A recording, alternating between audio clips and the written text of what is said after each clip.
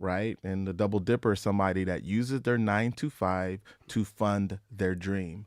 So like we A talked, business partner. it's a First business partner. It is your first business partner. It's your first business partner that's going to pay you every week or bi-weekly or monthly, and the check is going to come as long as you're showing up and delivering and adding value, right? So if you're doing the right things, then you can save that money, you can put it in the right places, and you can push that into your own dreams and aspirations. And once you're ready to lift off, then you can lift off. And that's the same thing that I did.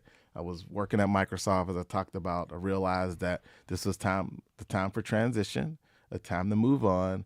And I've been double dipping for all of those years. So I knew that this was my time to clip my wings and fly. Yeah. I didn't just start off being an entrepreneur day one after somebody gets laid off or they've been impacted by their job.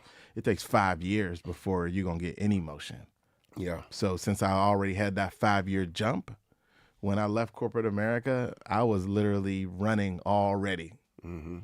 So, I'm just catching up with the plane at that point.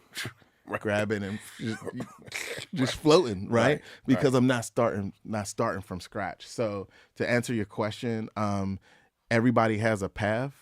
Some people's paths are the destination once you get into corporate and you're killing it and you're safe. And then other people's paths is more entrepreneurial, where it's like, hey, I'm making these folks rich, but not myself. And that's a real thing too. Yeah. Or are you tired of dealing with the microaggressions or dealing with the man? It's very difficult, right? Making corporate a destination. So, I like to say I like people that do both. And I know people that do both and that are very successful at both. And I know people that have chosen their lanes and that are successful as well. So I think it's all of the above would be the answer. Yeah. I didn't go to HBCU, but, I worked at some of the top Black companies in America and some of the top companies that aren't Black companies in America. And when I got to those other companies, I realized very quickly, I was like, woo, this is a big difference, a big difference. And it got me to the point where I was like, all right, I'm done. Yeah. I'm ready to go Yeah. back over here for a little bit because, I don't have to come to work and worry about anything except creating, and being great.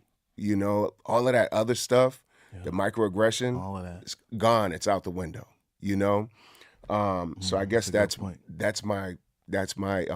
my HBCU experience in some ways.